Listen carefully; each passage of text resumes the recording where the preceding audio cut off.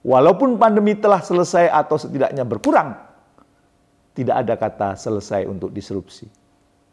Disrupsi ini dapat berupa apa saja dan bisa datang kapanpun, dimanapun. Dan sebagai dampaknya, sangat mungkin muncul karakteristik atau segmen market baru sehingga strategi perusahaan pun harus sangat adaptif. Belum lagi dengan keberagaman yang semakin menghiasi organisasi kita ini atau perusahaan kita ini. Lalu di mana peran kita sebagai seorang leader di era next normal ini?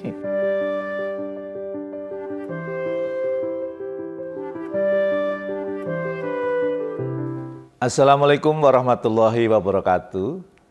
Bertemu kembali dengan saya di acara Leadership Inspiration. Semoga Anda semakin sukses, makin mulia. Yang penting juga sehat, walafiat, segar bugar.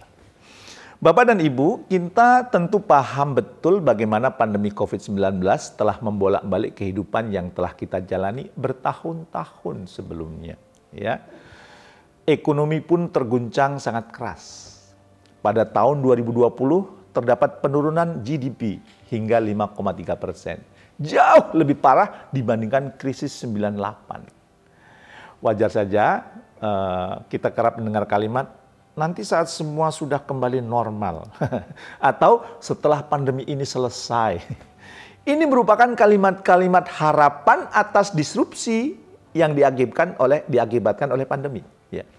Berharap kondisi akan kembali normal kembali sebagaimana sedia kala. Yang saya katakan kayaknya itu mustahil deh. Saat ini pandemi dapat dikatakan berangsur selesai, ya. Namun seberapa yakinkah Anda ketika pandemi ini usai, maka kehidupan akan kembali normal lagi, ya. Pandemi yang bisa saja usai, namun peran yang kita jalani ke depannya sebagai seorang leader bisa jadi justru lebih challenging. Ya. Mengapa demikian? Tonton sampai habis ya. Dan jangan lupa share ke sebanyak-banyaknya teman dan keluarga Anda agar mereka juga bersiap diri menghadapi challenge yang semakin banyak dan cepat seperti saat ini. Agar mereka juga ikut terinspirasi, mendapat energi dari video ini. Oke Bapak dan Ibu, para pemirsa, sadarkah Anda sebetulnya pandemi kemarin merupakan ujian leadership yang sesungguhnya. Leader yang lolos ujian saat masa-masa krisis kemarin adalah mereka yang mampu melewati masa-masa krisis secara berani dan yakin. Meskipun dengan keterbatasan informasi yang didapat. Tapi tough, bertahan. Mereka yang dapat berkomunikasi secara jujur, tulus, dan tetap peka dengan segala kondisi personal yang dihadapi. Sebagai seorang leader, banyak sekali pembelajaran dan kesempatan yang justru baru bisa kita dapat saat pandemi yang lalu. Kalau nggak ada pandemi, kita nggak punya pengalaman itu. Kalau nggak ada pandemi, kita tidak kemudian merasakan hal itu. Tapi apa yang akan terjadi sekarang? Karena pandemi telah usai, ya, atau setidaknya mendekati usai lah. Mungkinkah otot-otot yang telah kita bangun selama bertahun-tahun sebelum pandemi mengambil alih dan menarik kembali ke cara memimpin kita seperti sebelum pandemi? Kira-kira gimana ya? Wah, pandemi kemarin banyak tantangan ya. Kayaknya aku perlu kembali ke masa lalu gitu ya. Jika ini yang terjadi, maka sangat disayangkan. Karena walaupun pandemi telah selesai atau setidaknya berkurang, tidak ada kata selesai untuk disrupsi. Disrupsi ini dapat berupa apa saja dan bisa datang kapanpun, dimanapun. Dan sebagai dampaknya, sangat mungkin muncul karakteristik atau segmen market baru sehingga strategi perusahaan pun harus sangat adaptif. Belum lagi dengan keberagaman yang semakin menghiasi organisasi kita ini atau perusahaan kita ini. Lalu di mana peran kita sebagai seorang leader di era next normal ini? Saya katakan next normal karena kayaknya nggak mungkin normal seperti sedia kala. Pasti banyak penyesuaian-penyesuaian. Nah, ada sebuah buku yang berjudul Influence karya Robert Cialdini Di dalamnya ia memaparkan salah satu konsep psikologi, yakni social proof. Social proof ini merupakan sebuah konsep yang menggambarkan di situasi yang serba tidak menentu. Orang akan cenderung menunggu orang lain untuk memimpin terlebih dahulu sebelum ia melakukan sesuatu. Nah, kemudian orang yang berada di kelompok tersebut akan cenderung meniru aksi dan perilaku si pemimpin tersebut. Social proof. Konsep social proof ini sering digunakan dalam dunia marketing, ya. Seperti adanya product review, ya, atau endorsement dari seorang influencer, ya. Dan ternyata ini pun diterapkan oleh segerombolan penguin, ya. Mereka belum akan bergerak hingga ada satu penguin yang muncul sebagai leader untuk berjalan maju terlebih dahulu. Social proof itu ternyata ada juga di dunia penguin, ya. Apabila diaplikasikan dalam dunia leadership, maka seorang pemimpin seyogyanya berada di garda terdepan, terutama di kondisi yang serba tidak menentu seperti sekarang ini. Ataupun jika Anda ingin melakukan transformasi dan membawa perusahaan yang lebih baik lagi ke depannya, maka kemudian Anda sebagai pemimpin, ya, perlu memberikan contoh berada di depan, ya, karena sebagai social proof tadi. Dengan Anda mengatakan dan melakukan perubahan-perubahan yang seharusnya terjadi, ya, anggota tim juga akan mengikuti dengan meniru apa yang sudah dilakukan oleh pemimpinnya. Ya, anggota tim kita perlu social proof, perlu contoh, dan contohnya itu adalah para pemimpin. Kita mungkin sudah cukup akrab dengan istilah leading from the front, ya. Namun sedalam langkah apa Anda memahami dari istilah tersebut, ya? Kira-kira memimpin di depan itu kayak apa? Memimpin dari depan bukan berarti Anda mengontrol secara detail dan berkala pekerjaan anggota tim Anda. Bukan juga itu Anda seorang yang micromanaging anggota tim Anda, semuanya diamati, apalagi berteriak-teriak memberi perintah setiap hari. Saya yakin insya Allah saat ini sudah tidak ada yang seperti ini. Mereka yang memimpin dari depan berarti berani mempraktekkan terlebih dahulu apa yang dikatakan, ya, atau bahasa kerennya walk the talk.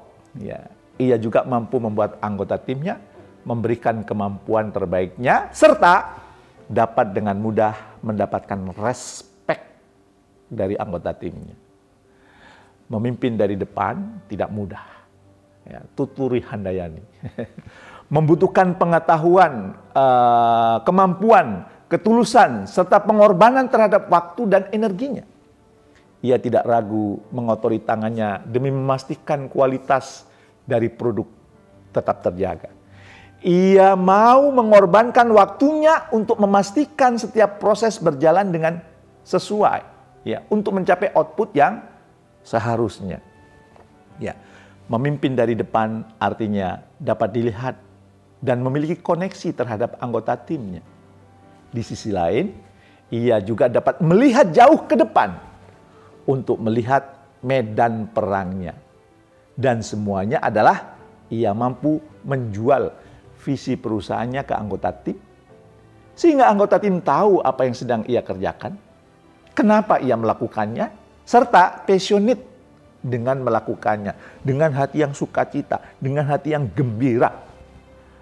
Nah, pada zaman now, zaman sekarang ini, atau seperti saat ini, tempat kerja kita pasti akan sangat beragam. Mulai dari generasi, ras, preferensi, ataupun value yang dimiliki. Pemimpin yang mampu memimpin dari depan diyakini akan lebih populer serta efektif dalam menjalani perannya. Pemimpin dari depan, ya, merupakan seorang leader yang memiliki pemahaman yang cukup mendalam tentang customer-nya, tentang orang-orang yang dipimpinnya, tentang stakeholder-nya. Karena mereka mau secara terbuka berinteraksi dengan para customer dan stakeholder. Mereka juga mau terbuka kepada anggota timnya untuk mencari tantangan yang sedang dihadapi, serta menemukan solusi yang tepat, cepat, efisien, efektif. Nah, salah satu contoh yang saya gambarkan, ya ini lagi vibe ya, Elon Musk ya. Ia tidak ragu untuk tidur di pabrik Tesla selama bermalam-malam bersama anggota timnya. Dalam wawancaranya dengan CNBC, ia mengungkapkan senang melakukannya. Ia bahkan tidak memiliki meja. Ia bergerak kemanapun problem terbesar di Tesla sedang terjadi, ya, dan berusaha ikut menyelesaikan masalah tersebut. Jadi dia tidak punya meja. Terus di mana dia tempat kerjanya? Kalau ada masalah dia ada di situ. Ia mengungkapkan saat ini Tesla sedang fokus ke produksi Model 3 kalau nggak salah ya, dan menemukan sebuah masalah kalibrasi, maka di sanalah ya Anda bisa menemukannya, ya, berusaha menyelesaikan yang bisa dilakukan. Bahkan sejak jam 2 pagi di hari Minggu dia ada di sana. Itulah Elon Musk. Saya pernah diminta untuk membantu salah satu perusahaan ternama ya di Indonesia ya, bergerak di bidang telekomunikasi untuk mentransformasi value perusahaan mereka. Saya ingat betul, salah satu peserta di Direktorat Sales mengungkapkan isi hatinya. Ya, dia mengatakan demikian. Apa yang dikatakan? Sebelumnya transformasi value juga pernah dilakukan. Namun kali ini terasa berbeda. Saya merasa kali ini satu direktorat benar-benar ikut bergerak memahami dan mengaplikasikan value yang baru. Jika diamati, yang membuat berbeda adalah pemimpinnya. Ya, direktur kami, kata dia, direktur kami yang saat ini memimpin, itu dirasa oleh semua anggota timnya walk the talk. Ia cukup sering mengundang kami berdiskusi mengenai tantangan yang sedang dihadapi. Beliau selalu berangkat dari perspektif customer, sehingga bukan cuma angka di atas meja yang dibicarakan, sehingga kami pun memiliki role model untuk diterapkan ke tim kami sendiri. Jadi mereka menerapkan value, kami pun ikut-ikutan menerapkan value dengan penuh semangat. Katanya demikian. Hal ini sebagai salah satu bukti nyata bagaimana pemimpin yang mau berada di depan dapat membantu anggota timnya melewati transformasi atau bukan krisis. Sebagaimana tadi dikatakan, mereka semangat karena pemimpinnya ternyata punya concern, punya semangat, sehingga dia ikut bersemangat. Akhir kata, saya ingin menyimpulkan bahwa menjadi pemimpin yang berada di depan itu tidak mudah. Tapi bukan berarti Anda tidak dapat melakukannya. Semua masih dapat Anda pelajari. Anda dapat memulai untuk mau terbuka dan mulai menggandeng setiap anggota tim Anda, customer, rekan kerja Anda dalam setiap proses kerja Anda. Termasuk Anda juga menggandeng stakeholder yang terlibat. Tetaplah menjadi pemimpin yang benar-benar memimpin dan selalu berada di garda terdepan untuk hal-hal yang memang memerlukan kita berada di garda terdepan tersebut. Terima kasih, semoga Anda semakin sukses, mulia.